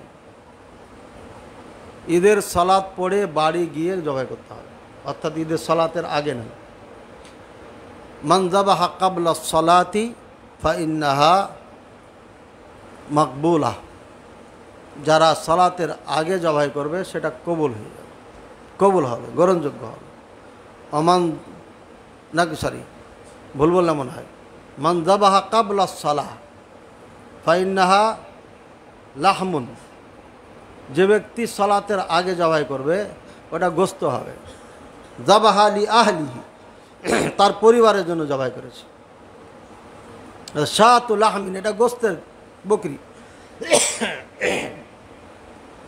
ওমান যাবাহা বা'দা সলাতি ফাইন্না সাদাকাতু মাকবুলা, আর যারা সালাতের পরে করবে সেটা গ্রহণযোগ্য হবে, কবুল হবে। অর্থাৎ সালাতের আগে জবাই করা যাবে না, সালাতের পরে জবাই করবেন। আপনি সালাত পড়ার পরে জবাই করবেন যদি আপনি মালিক হন। ছেলে পড়ে নাই, সমস্যা নেই। এবার জবাই করার আগে আরেকটা মাসালা, বয়স হতে হবে, এগুলো জানেন আপনারা। এটা বলতে চাচ্ছিলাম না, এই জন্য সিরিয়াল ঠিক রাখে নাই। বকরি যদি হয়, ছাগল হয়, তাহলে কমপক্ষে 1 বছর। 1 বছরের পরিচয় কি? দাঁত, দুটা দাঁত হলে পরে 1 বছর পূর্ণ হবে, দাঁত না হলে বছর পূর্ণ হবে। যেই পশু জবাই করেন দাঁত হতে হবে। গরুর জন্য 2 বছর, 2 দাঁত তারও হবে 2 বছর পরে। উটের 5 বছর। যারা হাজি সাহেব আছেন তারা সাবধান, উট বড় দেখায় কিন্তু 5 বছর হয়নি। ওটা যদি ভাগে দিতে চান তাহলে সাবধানে দেবেন। কুরবানি শিক্ষা, ইব্রাহিম আলাইহিস সালামকে আল্লাহ বললেন তোমার ছেলে ইসমাইলকে কুরবানি করো আমার জন্য। কখন বলেছিলেন? যখন বাচ্চার বয়স সম্ভবত 12 বছর। মহাব্বত অন্তরে এত তুখার, সন্তানকে দেখার জন্য ছটফট করতেন ইব্রাহিম আলাইহিস সালাম। আর পরবর্তী নবী হবে এটা উনি বুঝতে পারছেন, তাই বারবার সন্তানকে দেখতে আসতেন। ভালোবাসায় অস্থির সন্তানের জন্য। এই ভালোবাসা যেমন এখানে জায়গা করে ফেলছে, আল্লাহ বলছেন এবার জবাই করো। লাউ কানা ফীহিমা আলিহাতুন ইল্লাল্লাহ লা ফাসাদাতা, আল্লাহ তাআলা বলেন এই জমিন আসমানের মধ্যে যদি আল্লাহ ছাড়া একাধিক মাবুদ হতো, আল্লাহ হতো, তাহলে জমিন আসমান কিচ্ছু থাকতো না। শেষে একাধিক আল্লাহ নয়, তার প্রমাণ হচ্ছে এর মধ্যে কোনো পরিবর্তন নেই। ঠিক এমনিভাবে ইবনে কাইয়িম রাহিমাহুল্লাহ বলেছেন লা কানা ফি কলবি আহাদিন আলিহাতুন গায়রাল্লাহ, যদি কাউরির অন্তরে আল্লাহ ছাড়া অন্য কোনো মাবুদকে জায়গা করে দেয়, আল্লাহ ব্যতীত একাধিক আল্লাহ এখানে জায়গা হয়ে যায়, তাহলে লা ফাসাদাল কলবু, তাহলে এই কলব অন্তর বাদ, এটা নাই। এই জায়গাতে শুধুমাত্র থাকবে কেটা? আল্লাহ। শুধুমাত্র থাকবে কেটা? আল্লাহ। আল্লাহ বাইরে কাউকে যদি এখানে জায়গা করে দেয় তখনই তাকে আল্লাহ বিপদ দেয়। স্ত্রীকে খুব বেশি ভালোবেসেছেন, ওই স্ত্রী আপনাকে ছ্যাঁক দিবে, বুঝলেন, সোজা বাংলায় ছ্যাঁক খাবে। ছেলেকে বেশি ভালোবেসেছেন, বিপদে পড়বেন। ইয়াকুব আলাইহিস সালাম 12টি সন্তান, কিন্তু ইউসুফের ব্যাপারে একদম অস্থির, না দেখলে শান্তি লাগে না। ইউসুফ আলাইহিস সালাম স্বপ্ন দেখে ফেলেছেন নবী হবেন, ইয়াকুব আলাইহিস সালাম নবী বুঝে ফেলেছেন ইনি সেই। কাজে ভালোবাসার কারণও আছে। এত সৌন্দর্য আল্লাহ তাকে দিয়েছিল যে জুলাইখার রাজপ্রাসাদের সমস্ত নারীদেরকে দাওয়াত দিয়ে চাকু হাতে দিয়ে কয়েছে কাট, ফল কাট, আপেল কাট, কমলা কাটতে দিয়েছে। আর ইউসুফকে বলেছে, ইউসুফ তাল আসো। যেমন ইউসুফ আলাইহিস সালাম ঢুকেছে, সমস্ত নারীরা কিসের ফল কাটবে, সবাই হাত কাটছে, খবর নাই। হ্যাঁ, দেখে আরে কি ব্যাপার, কাপড় টাপড় তো রঙিন হয়ে গেল। এই আরেকজনকে কি করছিস তুই, ওই আগে, সবাই হাত কাটছে। এত সৌন্দর্য আল্লাহ দিয়েছেন, এই ছেলেকে ভালো না বেসে পারবেন? সুবহানাল্লাহ, কি তার রূপ চেহারা। আর আপনারা যে এসএ টিভিতে যে ইউসুফ জুলাইখার কিস্সা কাহিনী দেখেছেন, আপনি তো কিয়ামতের ময়দানে ওয়াকি ধরবেন, এই ইউসুফ পেয়ে গেছি তোকে। নাউজুবিল্লাহ, এইসব ফিল্ম দেখবেন না, এখানে সমস্যা আছে। এলে শিয়ারা তৈরি করেছে সব। মুখতার সাকাফি একজন কাফের, হাজারো সাহাবায়ে কেরামকে ইয়াজিদদের বাহানা দিয়ে হত্যা করেছে, তাকে তারা হিরো বানিয়েছে। আর সেই কাফের নামকরণ করে এখনো সন্তানের নাম রেখেছে অনেকে, নাউজুবিল্লাহ, ওই ফিল্ম দেখার পরে। আমার মাদ্রাসা এক ছাত্র আছে, নামের শেষে সাকাফি লাগাইছে। এই সাকাফি লাগাইছে গা, জানি না। তোমার বাপকে আর অদ্ভুত তাসমিয়া নাম রাখার কারণ জেনে আমাকে জানাইবা। কিচ্ছু নাই, ফিল্ম দেখে সন্তানদের নাম রাখে। এই জন্য নুন্টু মুন্টু ঝন্টু পুন্টু এত গেলার যে নাম আমাদের দেশে, সব এই ফিল্ম থেকে শেখা। নাউজুবিল্লাহ সুম্মা নাউজুবিল্লাহ, মুসলমানদের অবক্ষয়। আর যারা ফিল্ম তৈরি করছে, সালমান খান, আমির খান, তারপরে কি, হ্যাঁ, শাহরুখ খান, এই খানের বাচ্চারা যত মুসলমান ভারতে আছে, নাম শুনলেই বুঝবেন এটা মুসলমান, প্রত্যেকটা ইসলামী নাম। বাঙালির কোনো ঠিক ঠিকানা নাই, এই দেশও নাই, এই দেশও নাই, বাংলাদেশও নাই, পশ্চিমবঙ্গও নাই। এদের কোনো জাতপাতি নাই, এদের কোনো কিচ্ছু নেই, নামটাই ঠিক মতো রাখে না। শতাব্দী নাম রেখেছে বাচ্চার, শতাব্দী। আশ্চর্য কথা, 2000 সাল পুরনো হয়ে বাচ্চা হয়েছে, এই জন্য নাম রেখেছে শতাব্দী। পাগল, কেমন পাগল বাঙালি দেখেন তো, যা মনে চাই তাই রেখে দেয়। নাউজুবিল্লাহ সুম্মা নাউজুবিল্লাহ। যা হোক ভাইরা আমার, আমি তো ঘড়ি দেখিনি, এত তাড়াতাড়ি সময় চলে গেছে, কল্পনায় তো করিনি। হ্যাঁ, তাহলে দ্রুত শেষ করি। আমি গোস্তের কি করবেন, সূরা হজ 36 থেকে 37 নম্বর আয়াতে পাবেন, ফাকুলু মিনহা, ওই কুরবানি গোস্ত থেকে তোমরা খাও। তাহলে কি খাবেন, খাওয়ার জন্য নেবেন না গোস্ত, না এমনি দেখে দেখে খাওয়া হয়ে যাবে? এখানে 3 কেজি গোস্ত আছে, খাওয়ার জন্য আপনি 1 কেজি নিলেন, থাকলো 2 কেজি। তারপরে বলছেন ওয়াতি'মুল কানি' ওয়াল মু'তার, যে চাই না তাকে দাও। ওয়াল মু'তার, যে চায় তাকে দাও। তাহলে নিজে খাও, যে চাই না, মসজিদের ইমাম সাহেব সম্ভ্রান্ত মানুষ, সম্মানী মানুষ, কুরবানি দিতে পারে নাই, আপনাকে চাইতে যাবে না, যাবে না। সুতরাং যে চায় না ওকে দেন। আপনার প্রতিবেশী কারণবশত কোরবানি দিতে পারে নাই, ও আপনাকে চাইতে যাবে না, আপনাকে দিয়ে আসতে হবে, এটা আপনার দায়িত্ব। আর ফকির মিসকিন যারা চাইতে আসবে তাদেরকে দিবে। তাহলে কয়টা বোঝা গেল? 1 কেজি পাক করলেন, 1 কেজি চাই না যারা, তাদেরকে দিলেন, প্রতিবেশী আত্মীয় স্বজনকে। আর 1 কেজি যারা চাইতে এসেছে তাদেরকে দিলেন। এই 3 ভাগ হয়ে গেল কোরআন দিয়ে। বলছে কোরআনে নাই বলে 3 ভাগ, আমি তো পেলাম। ফাকুলু মিনহা ওয়াতি'মুল কানি ওয়াল মু'তার, অনুজা ফাকুলু মিনহা ওয়াতি'মুল বাঈস আল ফকির, ফকিরদেরকে খাওয়াও। ওখানে 2, এখানে 3, কানি মু'তার পাওয়া গেল। নিজে খাও, যারা চায় না তাকে দাও, যারা চায় তাকে দাও। 3 ভাগ হয়ে গেল। রাসূলুল্লাহ সাল্লাল্লাহু আলাইহি ওয়াসাল্লাম নিজে খেতেন, কোরআনের আমল, প্রতিবেশী আত্মীয় স্বজনকে দিতেন, ফকির মিসকিনকে দিতেন। ওনার ছাত্র সব থেকে যারা তাকে ফলো করতেন তার মধ্যে কে? ইবনে আব্বাস রাদিয়াল্লাহু তাআলা আনহুমা। ইবনে আব্বাস রাদিয়াল্লাহু তাআলা আনহুমা 3 ভাগ করতেন, একদম ভাগ। 3টা ভাগ করে একটা নিজে নিতেন, একটা দিয়ে দিতেন প্রতিবেশী আত্মীয় স্বজনকে, আর একটা ফকির মিসকিন যারা চাইতো তাদেরকে দিতেন। তাহলে এখানেও 3 ভাগ স্পষ্ট পাওয়া যাচ্ছে। শারহুল মুমতি সম্ভবত 4 নম্বর খণ্ড বিস্তারিত আছে লেখা। এবার ভাগে কোরবানির আরেকটু বিশ্লেষণ করে দিই। এখানে আরেকটু কথা আছে, এটা শেষ করে নিই। আপনাদের এলাকায় আছে কি না জানি না, আমাদের এলাকায় আছে। কোরবানি 3 ভাগ করার পরে গোস্তকে 1 ভাগ 10-এ জমা করা হয়, সমাজের লোকজন ওখানে থাকে। এটা আছে আপনাদের? আচ্ছা, তাই তো গোটা বাংলাদেশে আছে, সব হুজুর একমত। এক সময়ের জন্য এটা ভালো ছিল, এখনও ভালো মনে করলে সমস্যা নেই। জমা দেওয়ার পরে নিতে পারবে কি পারবে না, আমাদের ওখান থেকে ফতোয়া বোর্ড থেকে ফতোয়া দিয়েছেন নিতে পারবে না। আর বড় মাদ্রাসার থেকে ফতোয়া দেওয়ার কারণে গোটা উত্তরবঙ্গে ছড়িয়ে গেছে এটা। তাহলে কি করতে হবে? 6 ভাগ করে 1 ভাগ দিয়ে চলে আসো, আর 5 ভাগ বাড়িতে। কি যে মজার ফতোয়া, মানুষ পাওয়ার সাথে সাথে নিয়েছে। এরপরে যুদ্ধ শুরু হলো আমার। এই যুদ্ধ করতে করতে করতে ফতোয়া বোর্ড থেকে উড্ড হয়েছে, এটা এলাকায় এটা প্রত্যাখ্যাত হয়েছে।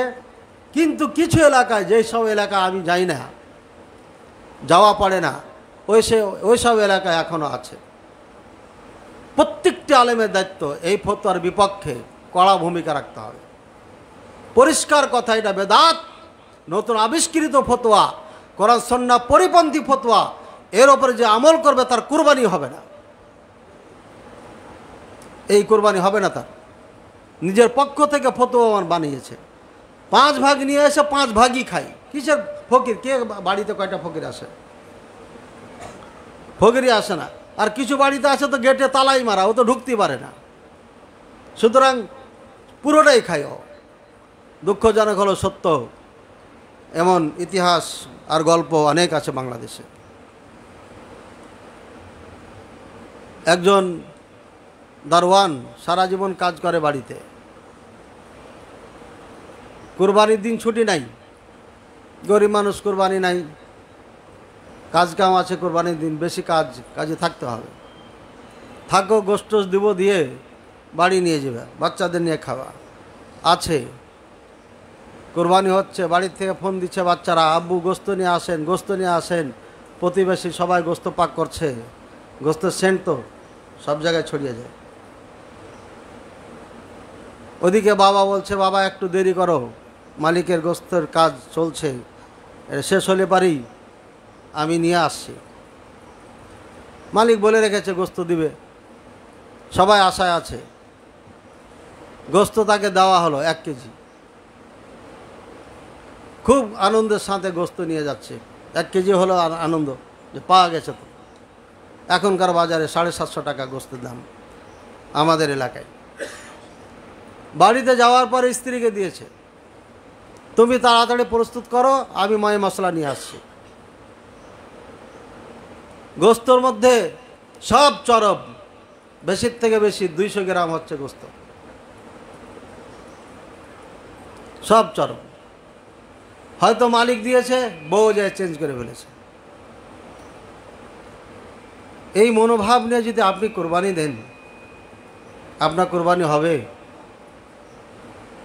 আর কোরবানি কেন দিলেন? আপনার প্রতি এতটুকু দয়া হলো না? এই লোকটা আমার বাড়িতে সারা বছর থাকে, সারা জীবন থাকে, আমার কাজ করে, কথা শোনে, গোলামের মতো তাকে ব্যবহার করি, আর 1 কেজি গোশত আপনার দিতে এত কষ্ট হয়ে গেল, যেখানে চরব ঢুকিয়ে দিলেন। মানুষত্ব বোধটা একটু ধরে থাকা দরকার। এমন স্ত্রীকে পিটাইয়া সাজ করতে হবে যদি স্ত্রীর মাধ্যমে হয়ে থাকে। আর যদি আপনার মাধ্যমে হয় তাহলে আপনাকে তওবা করতে হবে। লা ইয়ানালুল্লাহু লুহুমুহা ওয়ালা দিমাউহা ওয়ালাকিন ইয়ানালুহুত তাকওয়া মিনকুম। তোমাদের থেকে রক্ত, মাংস, গোশত কোনো কিছুই পৌঁছে না, তোমাদের থেকে আমার কাছে তাকওয়াটা পৌঁছে। অর্থাৎ তোমরা কি জন্য এই কুরবানিটা দিয়েছো?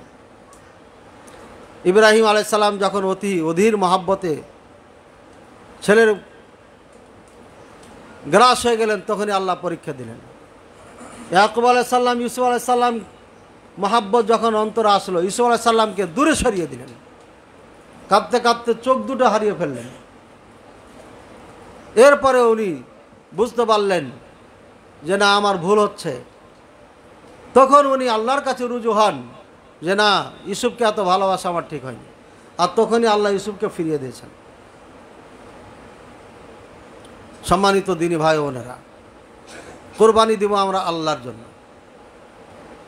কোরবানিতে সবাই আনন্দিত হব, প্রতিবেশী, গরিব, মিসকিন সবাই। কাজে একে অপরকে দিয়ে খাবো। নিজে ফোন করে করে ডেকে দিয়ে দেন, না আসতে পারলে আপনি যে দিয়ে আসেন, এটা আনন্দ। আপনি যাই যদি কোরবানি গোস্ত দিয়ে আসেন, খুশি হবে না? হবে না? নিঃসন্দেহে খুশি হবে। আল্লাহ তাআলা আমাদের সবাইকে বোঝার তৌফিক দান করুন। আর একটা কথা আমি বলে যাই, আমার 3টা প্রতিষ্ঠানের জন্য আপনারা একটু দোয়া করবেন। রাজশাহীর বুকে সব থেকে ভালো লেখাপড়া হয় আমার প্রতিষ্ঠানে, এটা আমি ওপেনিং বলছি, মিডিয়ার সামনে বলছি, গলায় বলছি, জোর গলায় বলছি। বাচ্চা বড় হবে ওখানে দিবেন, এখানে আপনারা বাচ্চা পড়ান। হামজা রাদিয়াল্লাহু তাআলা আনহুর এই মসজিদ মাদ্রাসা কমপ্লেক্সে পড়ান। প্রাথমিক পড়ার পরে এখান থেকে যখন বাইরে যাবে আমাদেরকে দিবেন। আলেম বানানো দায়িত্ব আমার, ইনশাআল্লাহ। আলেম বানানো দায়িত্ব আমাদের, আর আপনাদের সন্তান দেওয়া দরকার। আলেম হবে। আমার সিলেবাসে আলেম তৈরি হবে, সেভাবে সিলেবাস তৈরি করা আছে। আর যদি বলেন যে আলিয়া পড়াবো, আলিয়া পড়ান, তাহলে আর সমস্যা নেই। তাহলে আর ভাবিয়েন না যে আমি আলেম বানাবো। আলিয়া সিলেবাস দিয়ে ভালো আলেম হওয়া যাবে না। আগের আলিয়া সিলেবাস নাই বর্তমানে যে আপনি আলেম বানান। আগের আলিয়া সিলেবাস দিয়ে আলেম হয়েছে, চলার মতো তাও হয়েছে, কিন্তু এখন তো একদমই নেই। কাজে ওই ধান্দাবাদ দিতে হবে। আল্লাহ তাআলা বোঝার তৌফিক দান করে। বিস্তারিত আমাদের সাক্ষাতে ইনশাআল্লাহ জেনে নিতে পারবেন। আর সর্বোপরি যেটা বলবো, ফরিদপুরে আমার এক সময় 60টা মাহফিল হয়েছে, গিরদাই মোনাজারা বাস হয়েছে। আজকে ওই মসজিদ আহলে হাদিসের কবজা আছে না নাই? কমেন্টে আমি দেখলাম, আজকে আমাকে দেখালেন একজন যে এই যে আপনার মোনাজারা, সেদিন এতদিন আমার চোখেই পড়েনি। এটা মোনাজারা করার পরে আমি কোনো দিন দেখিনি, হঠাৎ এই আজকে দেখলাম। তো ওই কমেন্টটা যে দেখলাম যে লিখেছে যে আজকে আমরা আলহামদুলিল্লাহ এখানে সালাত পড়ছি। একজন বলল যে আমি জুমা পড়েছি। এই যে মসজিদ বাহাস মোনাজারা করে বিজয় করা মসজিদ, বাহাস মোনাজারা লাভ আছে তার এটা একটা জ্বলন্ত পান। ফরিদপুরে 60টা মাহফিল হওয়ার জায়গাতে একটাও হয় না। এর কারণ ওই যে আপনারা ধর্ম নিয়েছেন আগে কুফার থেকে, ইরাক থেকে, ইরান থেকে, হইচই জাতি। এই হইচই জাতির জন্য কেন আপনাদের মাঝে দ্বিমত থাকবে? কেন দ্বিধাদ্বন্দ্ব থাকবে? কেন ফাটাল সৃষ্টি হবে আপনাদের মাঝে? আপনারা 100 জন মানুষ কেন 100 দিকে দৌড়াবেন? আমাদের বাংলাদেশে আমি সবসময় বলি, কয়টা সংগঠন আছে আমাদের বাংলাদেশে? জমিয়াতে আহলে হাদিস। আমি জমিয়াতে আহলে হাদিসের একজন ছাত্র। বয়স থেকে আমার 14 গোষ্ঠী জমিয়াতে আহলে হাদিস করে। কাজে আমি জমিয়াতে আহলে হাদিসের, স্পষ্ট কথা। অনেকে সন্দেহ করে, এই জন্যই আজকে স্পষ্ট করে দিলাম। জমিয়াতে আহলে হাদিস বিশাল একটা জাহাজ। আমি ফেসবুকে একদিন লিখেছিলাম, এটা কিনারাতে ভিড়তে সময় লাগে, আবার ছেড়ে যেতে সময় লাগে। ধূপধাম কাজ করে দিয়ে হয়ে গেলাম এরকম না, ধীর গতিতে চলে, গোটা পৃথিবীর কথা মাথায় রেখে কাজ করে। ধুম করে উঠলাম আর পড়ে গেলাম, এটা নয়। এরপরে দ্বিতীয় একটা সংগঠন আছে, সেটা হচ্ছে আহলে হাদিস আন্দোলন। তৃতীয় সংগঠন এই বাংলার জমিনে যেন আহলে হাদিসের নাম দিয়ে না হয়, এটা মনে রাখবেন মাথায়। আপনার ধ্বংস অনিবার্য। আপনাকে স্বার্থে আপনার দিকে ডাকছে, তার নিজের স্বার্থে আপনাকে ডাকছে। আপনি বুঝেন না কেন? পাগলামি করেন কেন? কত খণ্ড বিখণ্ড করবেন আমাদেরকে আপনারা? আজকে আমি বক্তব্য দিচ্ছি, আমার কথা ভালো লাগছে, আপনি আমার দলে চলে এলেন। কালকে মরে যাব, তখন কি হবে আপনার? তখন নির্লজ্জের মতো আবার আসবেন এই জমিয়তে আহলে হাদিসে। জমিয়াতে আহলে হাদিস একটা বিশাল প্ল্যাটফর্ম, গোটা পৃথিবী জুড়ে আছে এটা। জমিয়াতে আহলে হাদিস ভারত উপমহাদেশে প্রত্যেকটি দেশে আছে, আফগান থেকে নিয়ে মায়ানমার পর্যন্ত। সুতরাং যদি আপনাকে পালাইতে হয় তো পালান, একটা দিয়ে ওটিতে থাকেন, পালাবেন কেন? ওদিকে যাচ্ছেন কেন? এদিকে ওদিকে যাচ্ছেন কেন? কেবলা চেঞ্জ করছেন কেন? এই ভুল পদক্ষেপ নেবেন না। প্রত্যেকে মিলেমিশা থাকেন, প্রত্যেক আলেমকে ভালোবাসেন, বক্তব্য শুনেন, যেটা ন্যায় সেটা নেন, যেটা অন্যায় প্রত্যাখ্যান করেন। কোরআন সুন্নাহর সাথে যার মিল আছে তাটা সেটা নেবেন, যেটা মিল নাই পরিহার করবেন। কোনো ব্যক্তি পূজারী হবেন না, কোনো দল পূজারী হবেন না। কোরআন সুন্নাহর ধারক বাহক আমরা, কোরআন সুন্নাহ দিকে আপনাদেরকে ডাকছি, কোনো ব্যক্তির দিকে ডাকি নাই। সুতরাং কোনো ব্যক্তির পূজা করবেন না, এটা মনে রাখবেন। সবাই মিলেমিশে সবাই কাজ করেন। আল্লাহ তাআলা সবাইকে তৌফিক দান করুন, বলেন আমিন। আমি শুনলাম 4টা দলে বিভক্ত হয়েছেন। লয়ার সাহেব কিছু বলেন না আমাকে, এটা আমি অন্য থেকে শুনি। উনি কিছুই বলে নাই, ওনার সাথে কথাই বলিনি। আসার পরে আমি রুমে, আর উনি ওনার রুমে, খালি বের হয়ে আসছেন মসজিদাতে। কাউরি কথা শুনে বলছেন, আমি জেনে শুনে বলছি আপনাদের এই সমস্যার কারণে আজকে এই প্রোগ্রামগুলো হচ্ছে না। যে সমস্ত আলেমেরা কাছে কম টাকাতে আনতে পারেন তাদেরকে নিয়ে আসেন, কিন্তু এক প্ল্যাটফর্মে এক জায়গায় আসেন। আজকে সবাই যদি এই খুতবাতে আসতেন তাহলে সবাই এই কথাগুলো শুনতে পেতেন। সুতরাং ভাগ বন্টন হয়ে খণ্ড বিখণ্ড হয়ে কোনো লাভ নাই। ঐক্যবদ্ধ থাকতে হবে, তাহলে বরকত হবে। আর আপনারা যদি এখনই ফাটাল সৃষ্টি হয়ে যায়, অন্যরা আর আপনাদের কাছে আসবে না। আল্লাহ তাআলা আমাদের বুঝার তৌফিক দান করুন। আরও কোনো প্রশ্ন যদি বাকি থাকে সলাতের পরে ইনশাআল্লাহ আপনারা জেনে নিতে পারবেন। অনেক সময় নিয়ে নিলাম, বহুদিন পরে আমরা একবার আসি, এর জন্য আপনাদের কষ্ট দিই, মনে কিছু নেবেন না। আল্লাহ তাআলা সবাইকে কবুল ও মঞ্জুর করুন, সঠিকভাবে কোরবানি দেওয়ার তৌফিক দান করুন, বেশি বেশি আমল করার তৌফিক দান করুন। আল্লাহ তুমি আমাদের জানে মালে টাকা পয়সা বরকত দান করুন। আল্লাহ তুমি আমাদের গুনাহ খাতাকে মাফ করে দাও। সরল সোজা পথে কোরআন সুন্নাহর পথে চলার তৌফিক দান করুন।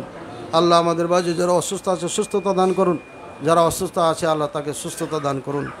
যারা চলে গেছে আমাদের মাঝ থেকে, কবরে কিভাবে আছে জানি না, তাদের ক্ষমা করে দাও আল্লাহ। সরল সোজা পথে চলার তৌফিক দান করো আল্লাহ। ইয়া আল্লাহ গোটা মুসলমানকে তুমি ঐক্যবদ্ধ হওয়ার তৌফিক দান করুন। আল্লাহ গোটা মুসলিম জাহানের নেতাদেরকে কোরআন সুন্নাহ ভিত্তিক দেশ পরিচালনা করার তৌফিক দান করো, সবাইকে ঐক্যবদ্ধ হওয়ার তৌফিক দান করো আল্লাহ। খাস করে আমাদের দেশের প্রতি তুমি দয়া করো। যে সকল নেত্রীরা দেশ ও জাতির কল্যাণে কাজ করবে না, আল্লাহ তাদেরকে আমাদের থেকে দূরে সরিয়ে দাও আল্লাহ। যারা দেশ ও জাতির কল্যাণে কাজ করবে, ইসলামের পক্ষে কাজ করবে, মুসলমানদের পক্ষে কাজ করবে, এমন নেতা আমাদেরকে দাও আল্লাহ। লা তুসাল্লিত আলাইনা মান লা ইয়ারহামুনা, আল্লাহ যারা আমাদের প্রতি দয়া করে না তাদেরকে তুমি আমাদের রাজা নেতা বানায় না, আমাদের উপর ক্ষমতা দিও না আল্লাহ। আমাদের তুমি হেফাজত করো, আমাদের দেশকে হেফাজত করো। ওয়া আখির দাওয়ানা আলহামদুলিল্লাহি রাব্বিল আলামিন ওয়া সাল্লাল্লাহু আলা নবিয়িনা মুহাম্মদ ওয়া আলা আলিহি ওয়া সাহবিহি।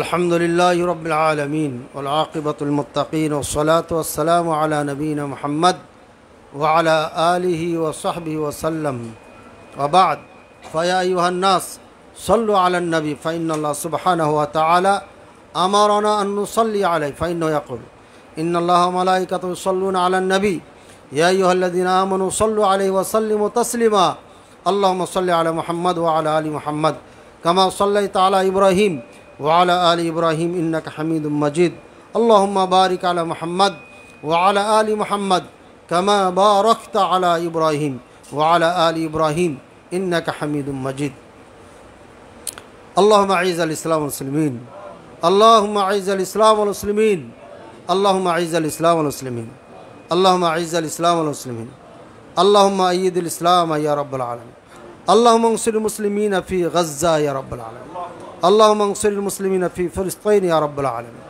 اللهم أعيد فلسطين إلى المسلمين يا رب العالمين اللهم انصر المسلمين في هند وخاصة في كشمير يا رب العالمين اللهم انصر المسلمين في ميانمار والتوفيق إلى الرجوع إلى بلادهم يا رب العالمين اللهم انصر المسلمين في كل مكان في كل دولة يا رب العالمين. عباد الله رحمكم الله، إن الله يأمركم بالعدل والإحسان وإيتاء ذي القربى وينهى عن الفحشاء والمنكر والبغي يعظكم لعلكم تذكرون. فاذكروني أذكركم واشكروا لي ولا تكفرون. أقيموا الصلاة.